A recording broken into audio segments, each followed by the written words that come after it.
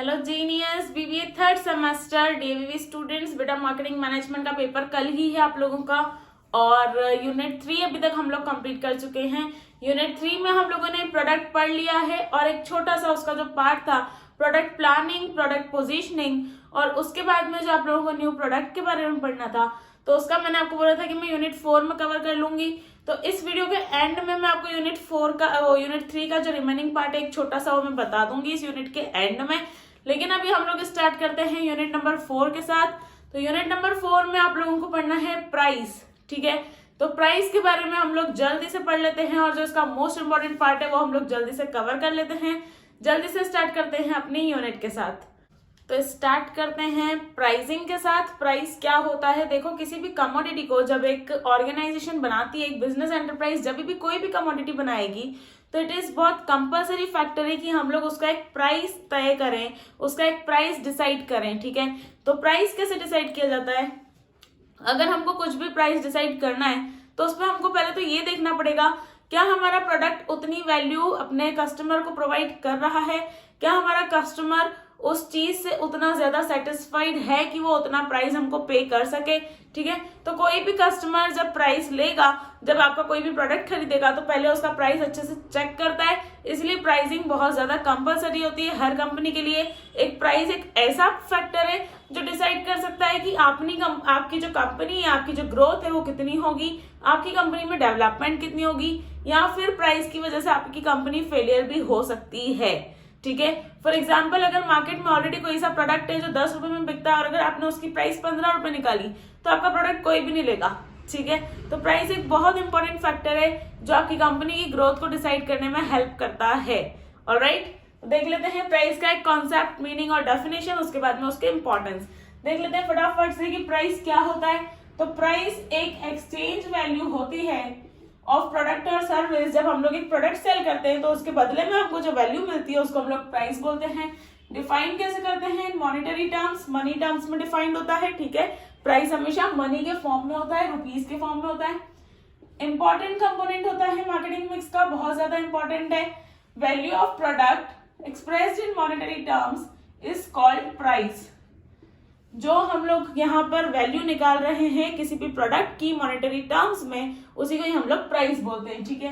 Consumer पे करता है for exchange of any product और यूटिलिटी, जो उसको यूटिलिटी मिल रही है, जो उसको प्रोडक्ट मिल रहा है उसके बदले में उसको कुछ देना पड़ता है, तो वो होता है प्राइस। एक्सचेंज वैल्यू होती है ऑफ प्रोडक्ट और service always expressed in money to the consumer. किसी भी कंज्यूमर के लिए प्राइस एक एग्रीमेंट होता है जिसके बाद सेलर और जिसमें एक एग्रीमेंट जिसमें बायर और सेलर रिसीव करते हैं जो उनको चाहिए, what they want, okay. Price is also defined as amount charged, amount charge बोल सकते हैं फॉर द प्रोडक्ट और सर्विस इंक्लूडिंग, इसी के अंदर सब चीजें इंक्लूडेड रहती है। लाइक अगर आपको कोई गारंटी मिल रही है, कोई वारंटी मिल रही है, तो ये सब गारंटी वारंटी काइंड ऑफ चीजें, लाइक आपको अगर कोई आफ्टर सेल सर्विसेज मिल रही है तो प्राइस के अंदर में उसका भी अमाउंट इंक्लूडेड रहता है, ठीक है।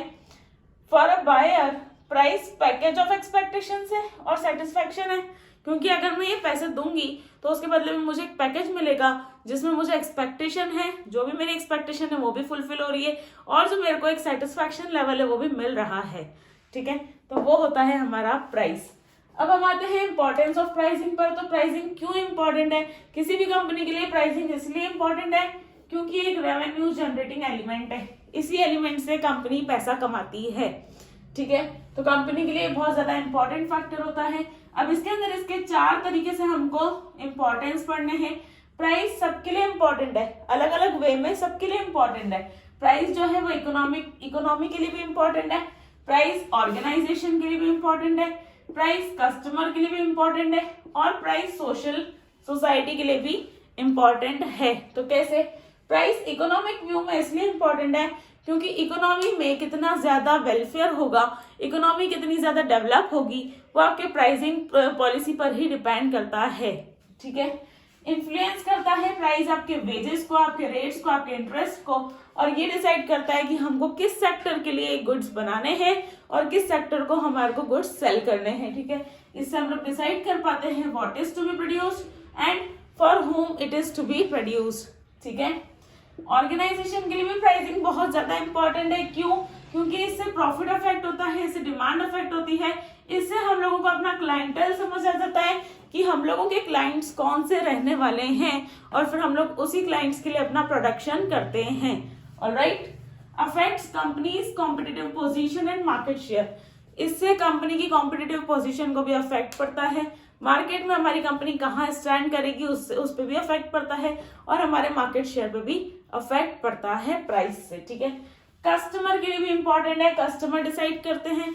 देखो एक चीज ना बहुत कॉमन है, अगर मैं कोई सा भी एक क्लॉथ ले रही हूँ जो सिर्फ 100 रुपए का है और मैं एक क्लॉथ ले रही हूँ जो 500 रुपए का है, तो हमेशा ही जो 500 वाला क्लॉथ है उसको ज्यादा अच्छा कंसीडर किया जाता है एज कम्पेयर टू 100 वाला क्लॉथ। ऑलराइट, तो यही है प्राइस। हम लोगों के यहाँ पर प्राइस जो है वो अफेक्ट करता है परसेप्शन ऑफ क्वालिटी। लोग ये सोच लेते हैं कि अगर ये सस्ती चीज है तो ये खराब ही होगी, और अगर ये महंगी चीज है तो ये अच्छी ही होगी, जबकि ऐसा नहीं है। Totally depends upon your quality कि आप लोग कितने प्राइस में, कितना वर्थ पे डिपेंड करती है ये सब चीजें। बट फिर भी कस्टमर व्यू पॉइंट से प्राइस जो है वो परसेप्शन ऑफ क्वालिटी को अफेक्ट करता है। ठीक है, और सोशल व्यू में हम लोगों को सोशल डिसअप्रूवल मिल सकती है। अगर कोई ऐसी चीज है जो बहुत ज्यादा आपने महंगी निकाल दी तो society will not accept it. Society आपके मार्केट को क्रिएट ही नहीं होने देगी, आपका प्रोडक्ट लॉन्च ही नहीं होने देगी, और अगर हो भी गया तो आपका प्रोडक्ट ज्यादा चलने ही नहीं देगी। ठीक है, तो प्राइस इन सब के लिए इंपॉर्टेंट है। और प्राइस क्या होता है अपन ने कवर कर लिया। अब अपन जल्दी से आते हैं प्राइसिंग ऑब्जेक्टिव्स पे, जो बहुत इंपॉर्टेंट पॉइंट है from your exam point of view. तो जल्दी से इतना नोट कर लो, प्राइसिंग ऑब्जेक्टिव्स की तरफ मूव करते हैं। प्राइसिंग के ऑब्जेक्टिव्स देख लेते हैं। तो क्या ऐसे ऑब्जेक्टिव्स हैं जिससे कि प्राइसिंग अफेक्ट होती है? बहुत सारे ऑब्जेक्टिव्स होते हैं। देखो कोई भी कंपनी के ना अपने अपने ऑब्जेक्टिव्स होते हैं कि उनको ज्यादा से ज्यादा प्राइस रखना है कि ज्यादा से ज्यादा सेल्स करनी है। ठीक है, कुछ कंपनीज होती है जो कम प्राइस में ज्यादा प्रोडक्ट सेल करना चाहती हैं, ठीक है, ज्यादा यूनिट ऑफ प्रोडक्शन करना चाहती है। लेकिन कुछ कंपनीज ऐसी होती है जो कम ज्यादा प्राइस रख देती हैं। लग्जरियस प्रोडक्ट जैसे कि एग्जाम्पल आप ले सकते हो, प्राइस ज्यादा रहेगा बट हम लोग प्रोडक्ट्स कम बेच के अपना प्रॉफिट अर्न कर लेंगे। तो हर कंपनी का जो टारगेट रहता है वो अलग अलग होता है। ठीक है, तो प्राइसिंग ऑब्जेक्टिव्स मतलब बेंचमार्क, और एक जो ऑर्गेनाइजेशन सेट करती है एक बेंचमार्क कि हमको अपना प्रोडक्ट किसके लिए बनाना है और किस अकॉर्डिंग हमको प्राइसिंग करनी है, उसको बोलते हैं। तो benchmark against which management attempts, एक ऐसा बेंचमार्क सेट करना जिसके बदले में मैनेजमेंट जो है वो प्राइस फिक्स करेगा, पॉलिसीज को फॉर्मुलेट करेगा और स्ट्रेटेजीज को भी फॉर्मुलेट करेगा। ऑलराइट, सेट बाय कंपनीज इसको सेट करती है कॉर्पोरेट में मार्केटिंग ऑब्जेक्टिव के लिए। ठीक है, हर कंपनी टू कंपनी चेंज हो सकता है क्योंकि हर कंपनी के मार्केटिंग ऑब्जेक्टिव्स, हर कंपनी के जो ऑब्जेक्टिव्स हैं वो अलग अलग होते हैं। तो क्योंकि उनके ऑब्जेक्टिव्स अलग अलग होते हैं तो ये जो हमारे यहाँ पर कंपनी टू कंपनी जो प्राइसिंग है वो चेंज हो सकती है। ठीक है, as every company have their own corporate and marketing objective, सबके अपने अपने ऑब्जेक्टिव्स होते हैं, इसलिए प्राइसिंग ऑब्जेक्टिव सबके चेंज हो सकते हैं, सबके वारी कर सकते हैं। ऑलराइट, अब हम आते हैं अपने प्राइसिंग ऑब्जेक्टिव्स के कुछ फैक्टर्स पे। तो कौन से ऐसे प्राइसिंग ऑब्जेक्टिव्स हैं? तो पहला है प्रॉफिट ओरिएंटेड। क्या होता है, कोई भी कंपनी जब अपना ये ऑब्जेक्टिव रख लेती है कि हमको तो सिर्फ प्रॉफिट ही अर्न करना है। अगर आपको सिर्फ प्रॉफिट ही अर्न करना है तो इसमें आपको दो आपके मेन ऑब्जेक्टिव्स होते हैं कि प्रॉफिट को मैक्सिमाइज करना है। ठीक है, जितना ज्यादा हो सके कंपनी अपने प्रॉफिट को मैक्सिमाइज करने की कोशिश करती है। और target ROI, return on investment, मतलब मैंने जितना भी कैपिटल अपनी कंपनी में लगाया है उस पर मुझे ज्यादा से ज्यादा रिटर्न मिल सके। ठीक है, तो ज्यादा से ज्यादा रिटर्न अर्न करना भी हमारा प्रॉफिट ओरिएंटेड ही एक ऑब्जेक्टिव होता है। इन दोनों के अंदर आप लोग भर भर के लिख सकते हो, तो ये ऑब्जेक्टिव्स अगर आ जाएं बहुत अच्छे से समझा के आना। ऑलराइट, नेक्स्ट ऑब्जेक्टिव होता है किसी का कंपनी का, देखो ओवरऑल 3 ही ऑब्जेक्टिव्स हैं जो आप लोगों को लेके चलने हैं, जिसमें पहला है प्रॉफिट ओरिएंटेड, सेल्स ओरिएंटेड और है स्टेटस को प्रो। ठीक है, तो प्रॉफिट ओरिएंटेड मतलब प्रॉफिट को मैक्सिमाइज करना, ROI को टारगेट करना, जितना हो सके हम लोग अपनी कॉस्ट से डबल प्रॉफिट रखेंगे। यहाँ हम लोग एकदम बढ़ा हुआ प्रॉफिट मैक्सिमाइजेशन का ही टारगेट है। यहाँ पर एक और चीज होती है जो होती है प्रॉफिटियरिंग। प्रॉफिटियरिंग का मतलब होता है कोई ऐसी कंपनीज जो सिर्फ प्रॉफिट अर्न करना चाहती हैं। ठीक है, उनको नहीं मतलब है कि हमारा प्रॉफिट, हमारा कॉस्ट कितना है और हम लोग कुछ ज्यादा ही कॉस्ट में बेच रहे हैं, उसको हमने प्राइसिंग कुछ ज्यादा ही करी है, उससे उनको कोई मतलब नहीं होता। ठीक है, वो लोग सिर्फ प्रॉफिटियरिंग के लिए ही वर्क करती हैं, प्रॉफिट अर्न करने के लिए ही वर्क करती हैं। अट्रैक्ट करता है न्यू इन्वेस्टमेंट को, क्योंकि आप लोग जितना ज्यादा प्रॉफिट अर्न करते होंगे आपका उतना ही ज्यादा मार्केट शेयर होगा, आपकी मार्केट में ग्रोथ भी उतनी ही होगी, तो उतना ही ज्यादा लोग आपकी कंपनी में इन्वेस्टमेंट करना चाहेंगे। ठीक है, तो इससे न्यू इन्वेस्टमेंट भी अट्रैक्ट होता है।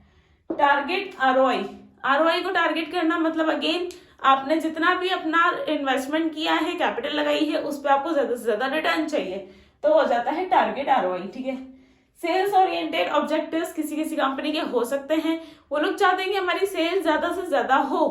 ठीक, अगर हमें अपनी सेल को इंक्रीज करना है तो हम लोग ये नहीं देखते कि हमारा प्रॉफिट कितना हो रहा है, हम लोगों को बस सेल को इंक्रीज करना है, तो उस टाइम पे कंपनीज अपना प्राइस कम कर देती हैं प्रोडक्ट का, सो दैट उनकी सेल ज्यादा से ज्यादा हो सके मार्केट में। ऑलराइट, और ग्रोथ इन मार्केट शेयर, अब जब हमारी सेल ज्यादा से ज्यादा होगी तो हम लोगों का मार्केट शेयर भी तो इंक्रीज होगा ना।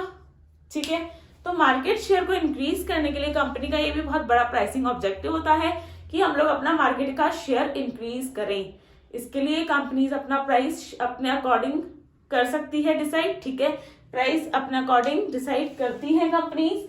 एक होता है स्टेटस को प्रो, ये भी कंपनीज का एक प्राइसिंग ऑब्जेक्टिव होता है, जिसमें हमको पता चलता है कि कंपनीज ये करती क्यों है। ये इसलिए करती है ताकि गवर्नमेंट जो है ना कम से कम पार्टिसिपेट करे हमारे डिसीजंस में, हमारी कंपनी में। गवर्नमेंट के एक्शंस को, गवर्नमेंट को अवॉइड करने के लिए कंपनीज स्टेटस को प्रो का प्राइसिंग ऑब्जेक्टिव लेके चलती हैं।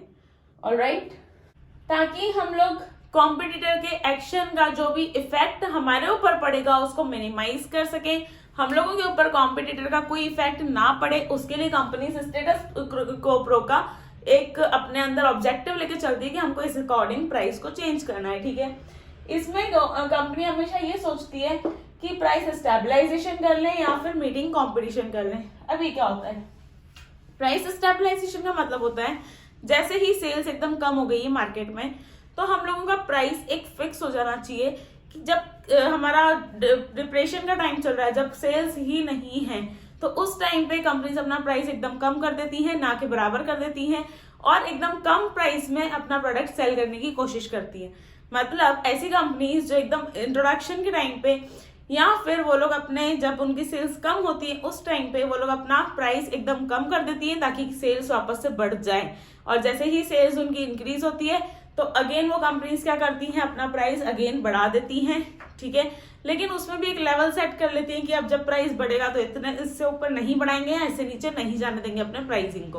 तो ये होता है प्राइसिंग का स्टेबलाइजेशन। ठीक है, जब एक न्यू प्रोडक्ट इंट्रोड्यूस होता है मार्केट में तो उस टाइम पे भी प्राइस स्टेबलाइजेशन बहुत ज्यादा कंपनीज करती है। Just like the example of Jio ने भी यही किया था। जब जियो आया था तो उसने प्राइस एकदम ना के बराबर और जीरो कॉस्ट पे आप लोगों को फ्री ऑफ कॉस्ट सिम बांटी थी। ठीक है, ताकि वो मार्केट में अपना एक शेयर बना पाए, अपनी एक पोजीशन बना पाए। ठीक है, उसी को प्राइस स्टेबलाइजेशन बोलते हैं। और जैसे ही उनका प्रोडक्ट बिकना चालू हुआ, उनकी सेल्स होनी चालू हुई, उन्होंने अगेन अपने प्रोडक्ट की प्राइस को इंक्रीज कर दिया। ऑलराइट, मीटिंग कॉम्पिटिशन, कॉम्पिटिशन को मीट करने के लिए भी कभी कभी कंपनी सी वाला ऑब्जेक्टिव लेके चलती हैं। ठीक है, फैक्टर्स इन्फ्लुएंसिंग प्राइसिंग डिसीजंस, कौन कौन से ऐसे फैक्टर्स हैं जिसकी वजह से प्राइसिंग के डिसीजंस कंपनी में चेंज होते हैं। तो इसके अंदर दो फैक्टर्स हैं, इंटरनल फैक्टर्स भी और एक्सटर्नल फैक्टर्स भी। इंटरनल फैक्टर्स वो हैं जो कंपनी के अराउंड होते हैं, कंपनी के अंदर अंदर के ऐसे फैक्टर्स हैं जिसकी वजह से हम लोगों का प्राइसिंग डिसीजन चेंज होता है। ठीक है, तो इसमें आता है कॉस्ट, ऑब्जेक्टिव्स, आपकी कंपनी में कितनी कॉस्ट लग रही है किसी भी प्रोडक्ट की, उस पर डिपेंड करता है कि आपका प्राइसिंग क्या होगा। आपके ऑब्जेक्टिव्स पर डिपेंड करता है कि आपका प्राइस क्या होगा। अगर आपका ज्यादा से ज्यादा प्रॉफिट अर्निंग का ही ऑब्जेक्टिव है तो आप प्राइस ज्यादा रखोगे।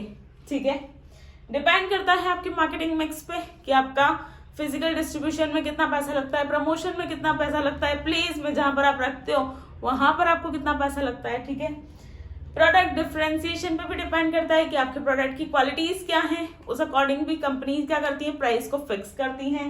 और ऑर्गेनाइजेशनल फैक्टर्स होते हैं, अपने अंदर के ही ऑर्गेनाइजेशन के ही कुछ फैक्टर्स होता है जिसके बेसिस पे कंपनीज प्राइस को डिसाइड करती हैं। ऑलराइट, एक्सटर्नल फैक्टर्स मतलब हमारी कंपनी से रिलेटेड जो भी लोग हैं बट वो हमारी कंपनी के अंदर का पार्ट नहीं है, जैसे कि हमारे बायर्स, जैसे कि हमारे सेलर्स, जैसे कि हमारे कॉम्पिटिटर्स, हमारा मार्केट में जो भी कॉम्पिटिशन चल रहा है, और हमारे डिमांड, हमारे economic conditions, ethical factors, government, बाहर के जो फैक्टर्स हैं जो हमारी कंपनी को अफेक्ट करते हैं, तो उन पे भी हमारा प्राइस डिपेंड करता है। ठीक है, तो प्राइस इन्फ्लुएंस हो सकता है इन सारे ही फैक्टर्स से। इसके बारे में आप लोग लिख सकते हो, बट ये इतना मोस्ट इंपॉर्टेंट नहीं है। बट प्राइसिंग ऑब्जेक्टिव्स एक इम्पॉर्टेंट टॉपिक है, तो इसको अच्छे से करके जाना। ठीक है, ठीक, यहां तक का करो जल्दी से, फिर हम लोग इसके आगे बढ़ते हैं सेटिंग अप ऑफ प्राइस। ठीक है, जल्दी से इतना नोट डाउन कर लो। तो स्टार्ट करते हैं प्राइसिंग की प्रोसेस के साथ। Setting and modifying the price of a product. किसी भी प्रोडक्ट की प्राइस अगर मुझे सेट करनी है, अगर मुझे उसको मॉडिफाई करना है, तो वो क्या पूरी की पूरी प्रोसेस होती है।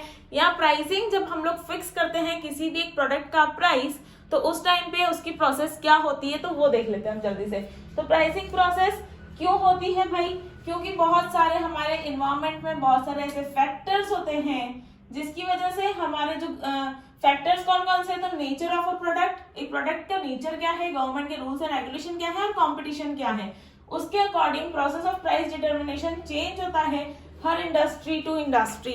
ठीक है, इंडस्ट्री टू इंडस्ट्री प्राइस का डिटर्मिनेशन, प्राइसिंग की प्रोसेस चेंज होती है। ठीक है, प्राइसिंग, अब देखो कोई भी कंपनी अगर प्राइसिंग करेगी तो हर कंपनी का मेन ऑब्जेक्टिव रहता है कि हमको सबसे पहले तो प्रॉफिट अर्न करना है। बट वो प्रॉफिट हम लोग मार्केट में कैसे अर्न कर सकते हैं, तो उन सब के लिए हम लोगों की इंडस्ट्री में अभी कौन सा मार्केट लीडर है, कौन सी ऐसी ब्रांड है जो सबसे ज्यादा मार्केट अक्वायर करके बैठी है, उनकी प्राइसिंग को चेक करना और उन लोगों की पॉलिसीज को चेक करना कि वो लोग कैसे अपनी प्राइसिंग को फिक्स करते हैं, फिक्सेशन करते हैं। तो उस अकॉर्डिंग हर इंडस्ट्री अपने अपने प्राइसेस को फिक्स करती है। ऑलराइट, तो अब इसमें कुछ प्राइसिंग की पूरी पूरी प्रोसेस है जिसके अंदर 5 स्टेप्स होती हैं। तो ये हम जल्दी से देख लेते हैं कि क्या क्या होती हैं। प्राइसिंग प्रोसेस में स्टेप नंबर 1 है कि हम लोगों को सेट करना है प्राइसिंग के ऑब्जेक्टिव्स। प्राइसिंग हम लोग क्यों कर रहे हैं, हम लोगों को अपना एक ऑब्जेक्टिव सेट करना है कि हम लोग प्राइसिंग क्यों कर रहे हैं। ठीक है, क्या हम लोग सिर्फ सर्वाइवल के लिए ही प्राइसिंग करना चाहते हैं? लाइक कोई कंपनी है जो अपना प्रोडक्ट सेल करना चाहती है, बट वो सिर्फ सर्वाइवल जितना ही कमाना चाहती है, तो किसी कंपनी का हो सकता है कि ऑब्जेक्टिव ही सिर्फ सर्वाइवल हो, मतलब मैं जितना उतना मैं प्राइस चार्ज करूंगी जितना मेरे को बस सफिशिएंट है, मेरे को खर्चे निकल रहे हो उतने ही मेरे को बस प्राइस चार्ज करने, तो उसको बोलते हैं सर्वाइवल। ठीक है, आपकी कंपनी का ऑब्जेक्टिव क्या है उस पर डिपेंड करता है कि प्राइसिंग कितनी होगी। तो प्राइसिंग को सेट करने में सबसे पहले हम लोग अपना ऑब्जेक्टिव सेट कर लेते हैं कि या तो फिर कोई कंपनी बोलती है कि मुझे प्रॉफिट अर्न करना है। ठीक है, तो प्रॉफिट अर्न करने के लिए कंपनीज का प्रॉफिट वाला प्राइसिंग रखती है। कुछ कंपनीज होती है जिनकी प्रोडक्ट क्वालिटी मेंटेन रहती है। ठीक है, और उस प्रोडक्ट क्वालिटी के अकॉर्डिंग वो लोग अपना प्राइस सेट करती है। ठीक है, स्टेटस को वो लोग पहले ही बता देती हैं कि हमारा जो प्राइसिंग है, अगर मार्केट एकदम से गिर जाएगा तो हम लोग अपनी प्राइस को स्टेबलाइज कर देंगे और हम भी अपनी प्राइसिंग को कम कर देंगे, और उस टाइम पे प्राइस कम हो जाएगा, और जैसे ही मार्केट वापस से ऊपर आएगा, जैसे ही प्रोडक्ट की डिमांड वापस से बढ़ेगी, तो हम लोग प्राइस को इंक्रीज कर देंगे। ठीक है, तो वो होता है स्टेटस को। और मार्केट शेयर एक्वायर करने के लिए किसी किसी का ऑब्जेक्टिव हो सकता है कि हम लोगों को मार्केट का जो शेयर है वो ज्यादा से ज्यादा बढ़ाना है, तो उस अकॉर्डिंग मार्केट में कॉम्पिटिटिव प्राइस उस टाइम पे कंपनी फिक्स करती है कि पूरे मार्केट में मेरा ही शेयर सबसे ज्यादा रहे। ऑलराइट, तो पहले तो जब हम लोग प्राइसिंग की प्रोसेस स्टार्ट करेंगे, तो सबसे पहले हम लोगों को ये बताना है कि हमारा प्राइसिंग का ऑब्जेक्टिव क्या है। जब हम लोग प्राइसिंग कर रहे हैं किसी भी प्रोडक्ट की, तो उस टाइम में हमारा ऑब्जेक्टिव क्या है। ठीक है, ऑब्जेक्टिव में आपकी कंपनी का ये सारे ही उसकी प्रोसेसेस है कि क्या हम इसके लिए काम कर रहे हैं, हम लोग प्रोडक्ट के लिए काम कर रहे हैं, उसकी क्वालिटी के लिए, प्रॉफिट के लिए, किस चीज के लिए हम लोग आखिर काम कर रहे हैं। ठीक है, दूसरा स्टेप होता है फैक्टर्स अफेक्टिंग डिमांड डिटर्मिनेशन, जिससे कि हम लोग डिमांड को चेंज कर सकते हैं। ऐसे कौन कौन से फैक्टर्स हैं, तो ऐसे फैक्टर्स में आता है प्राइस सेंसिटिविटी। प्राइस सेंसिटिविटी मतलब कोई ऐसे फैक्टर्स जैसे कि कुछ कस्टमर्स होते हैं। ठीक है, कस्टमर्स का क्या रहता है ना कि अगर कोई प्रोडक्ट है जो पहले 100 रुपए का था, बट अब अगर मैं उसको 99 का सेल करती हूँ, तो कस्टमर्स जो होते हैं वो प्राइस सेंसिटिव होते हैं। ठीक है, तो इन सब से प्राइस डिटर्मिनेशन बहुत ज्यादा, डिमांड डिटर्मिनेशन बहुत ज्यादा अफेक्ट होती है। कैसे? अगर आप किसी भी प्रोडक्ट को 99 रुपीज में सेल करोगे और अगर आप उसी प्रोडक्ट को 100 रुपीज में सेल करोगे, तो इसके लिए डिमांड थोड़ी सी कम आएगी एज कम्पेयर टू इसकी डिमांड। ऑलराइट, या अगर मैं 95 रुपीज में कुछ सेल करूं, तो इसकी डिमांड खुद ही ऑटोमेटिक बढ़ जाती है, क्योंकि कस्टमर्स को ऐसा लगता है कि मतलब कंपनी वालों का भी ऐसा ही मानना है कि अगर हम लोग लास्ट डिजिट को ऑड रख देंगे और अगर उसको हम लोग 1 रुपया या 5 रुपये कम रखें तो कस्टमर ज्यादा हमारी तरफ आकर्षित होता है, अट्रैक्ट होता है। ठीक है, तो प्राइस सेंसिटिव एक ये फैक्टर है जिसकी वजह से डिमांड डिटरमाइन हो सकती है। ठीक है, डिमांड कर्व मतलब जैसे जैसे किसी भी कमोडिटी की प्राइस इंक्रीज होगी वैसे वैसे ही उसकी प्राइस इंक्रीज होने से डिमांड नीचे जाती है। आप लोगों ने डिमांड कर्व पहले भी पढ़ा होगा। जैसे जैसे किसी भी प्रोडक्ट की एक प्राइस इंक्रीज होती है उसकी डिमांड फॉल होने लग जाती है।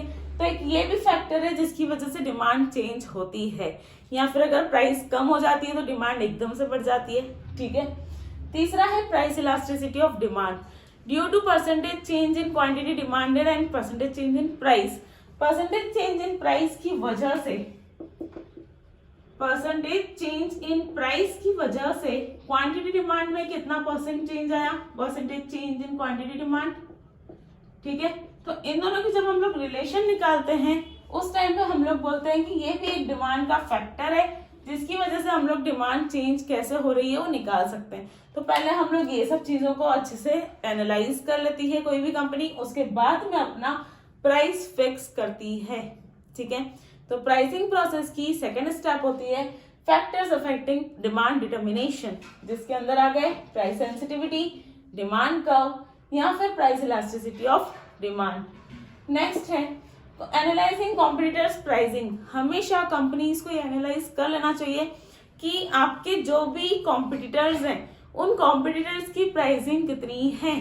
ठीक है, फॉर द सेम प्रोडक्ट किस प्राइस पे कंज्यूमर की डिमांड कितनी आती है, तो उसी अकॉर्डिंग किसी भी कंपनी को अपना प्राइस सेट करना चाहिए। तो सेटिंग अप ऑफ प्राइसिंग की अगर मुझे प्रोसेस देखनी है तो उसमें ये बहुत इंपॉर्टेंट फैक्टर है कि मैं अपने कॉम्पिटिटर की प्राइसिंग को भी एनालाइज करूं। ठीक है, selection of a pricing method. देखो प्राइसिंग के लिए ना बहुत सारी मेथड्स अवेलेबल हैं, जैसे कि आप लोगों का जो पहले जितना भी कॉस्ट है, कॉस्ट प्लस मार्कअप। ठीक है, तो कॉस्ट प्लस मार्कअप का मतलब हो गया कि आपकी जो भी कॉस्ट है उसके अंदर आप लोग अपना और जितना आपको मार्जिन चाहिए उतना और एडिशनली ऐड कर रहे हो। ठीक है, तो ऐसे करके बहुत सारी प्राइसिंग की मेथड्स हमारे पास अवेलेबल है जिसमें से कि कंपनी को डिफाइन करना, सिलेक्ट करना रहता है कि वो कौन सी मेथड को, कौन सी प्राइसिंग की मेथड को सिलेक्ट कर रही है। ऑलराइट, और लास्ट प्रोसेस होती है selection of pricing policy. Finally हम लोग जो प्राइसिंग की जो पॉलिसी है वो सिलेक्ट कर लेते हैं। कैसे सिलेक्ट करते हैं? अगेन साइकोलॉजिकल प्राइसिंग भी होती है जिसके अंदर वापस से यही होता है कि 9 या 5 जो ऑड फिगर्स हैं वो लोग ज्यादा प्रेफर करते हैं। ठीक है, तो ऐसे वाली प्राइसिंग को सिलेक्ट करना या फिर ट्रांसफर प्राइसिंग करना। ट्रांसफर प्राइसिंग मतलब जो एक मल्टीनेशनल कंपनी होती है, तो मल्टीनेशनल कंपनी में जो भी हम लोगों को एक मेल आता है कि आज हमारे इस प्रोडक्ट की प्राइस इतनी ही होगी, तो वही प्राइस ओवरऑल हर जगह पर लगता है उस प्रोडक्ट का सेम प्राइस। ठीक है, या फिर कभी कभी अगर हमको कहीं और से प्रोडक्ट आया है और अगर उस प्रोडक्ट की प्राइस फिक्स होके आई है उस मल्टीनेशनल कंपनी में से कि इसकी प्राइस इतनी ही होनी चाहिए, तो उस चीज की हमको प्राइस वहां पर वही की वही फिक्स करनी पड़ती है। ओके, तो यही 5 स्टेप्स हैं जिसके यूज करके हम लोग एक प्रोडक्ट की प्राइसिंग करते हैं। तो प्राइसिंग प्रोसेस में हम लोग ओवरऑल 5 प्रोसेस देख सकते हैं, स्टेप 1, स्टेप 2, स्टेप नंबर 3, 4 और 5। तो स्टेप नंबर 1 था सेटिंग प्राइस ऑब्जेक्टिव्स। आपका ऑब्जेक्टिव क्या है प्राइसिंग के पीछे। सेकंड है कौन कौन से फैक्टर्स हैं जिसकी वजह से हमारी डिमांड जो है वो चेंज होगी। थर्ड है एनालाइजिंग कॉम्पिटिटर्स प्राइसिंग, हमारा जो कॉम्पिटिटर है उसकी प्राइसिंग क्या है।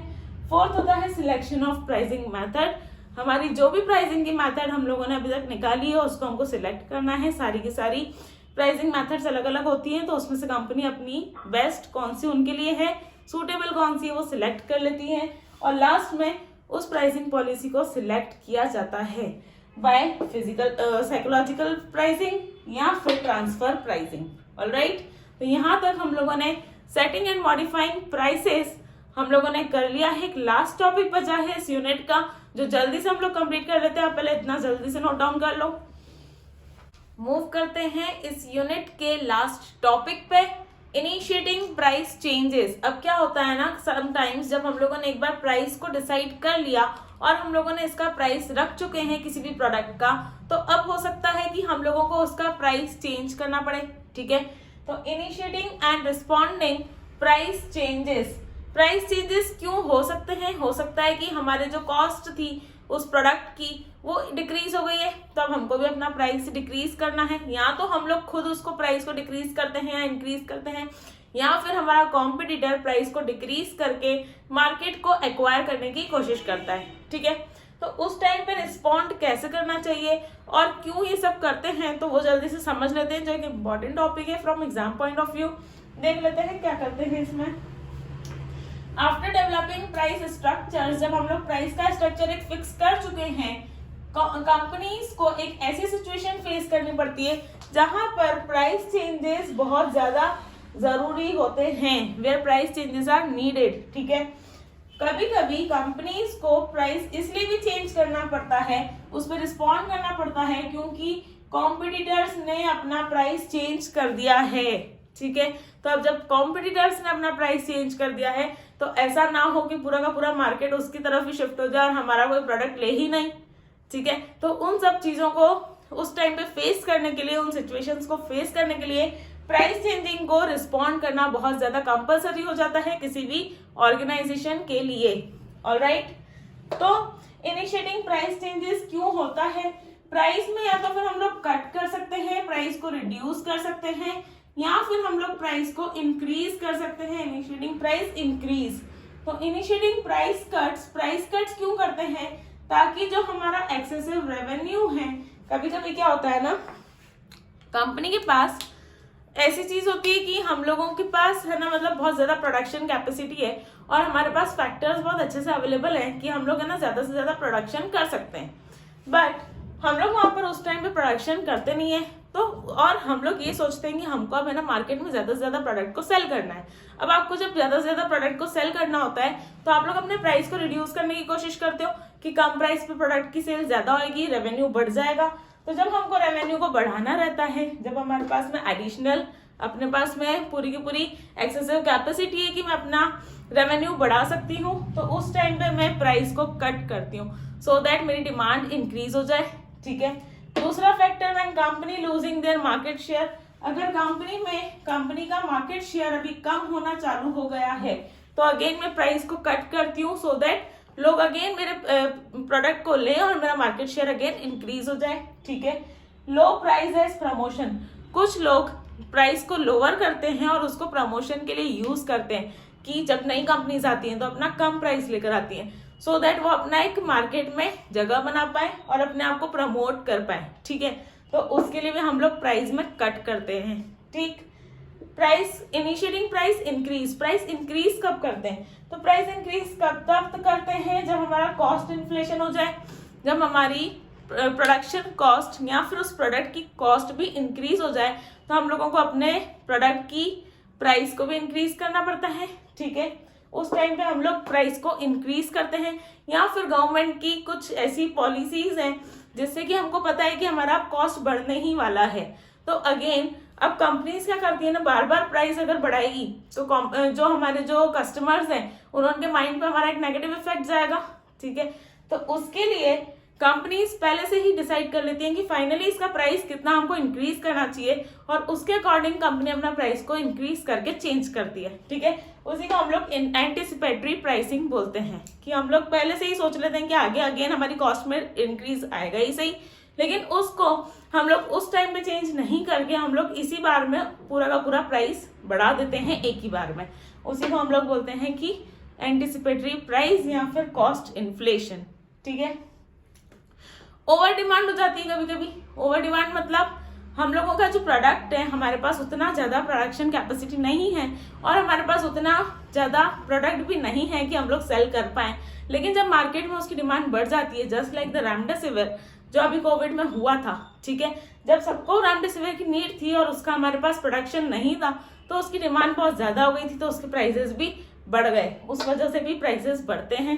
ठीक है, नेक्स्ट है कि प्राइस जब चेंज होता है तो कस्टमर उस पर कैसे रिएक्ट करते हैं। तो customers reaction to the price changes, customers जो है बहुत ज्यादा प्राइस सेंसिटिव होते हैं बहुत सारे केसेस में। ठीक है, जब कस्टमर्स प्राइस सेंसिटिव होते हैं तो देखो कस्टमर के माइंड पे ना दोनों इमेजेस जाती है, पॉजिटिव इमेज भी जाती है और नेगेटिव इमेज भी जाती है। जरूरी नहीं है कि आपका कस्टमर हमेशा खुशी होगा प्राइस कम होने से या प्राइस के बढ़ने से। अगर आप बहुत ज्यादा प्राइस को फ्लक्चुएट करते रहोगे, फ्रीक्वेंटली आप अगर अपने प्राइसेस को, अपने प्रोडक्ट के प्राइसेस को चेंज करते रहोगे, तो आपका कस्टमर आपके प्रोडक्ट को छोड़ देगा और वो आपके प्रोडक्ट पे बिलीव करना बंद कर देगा।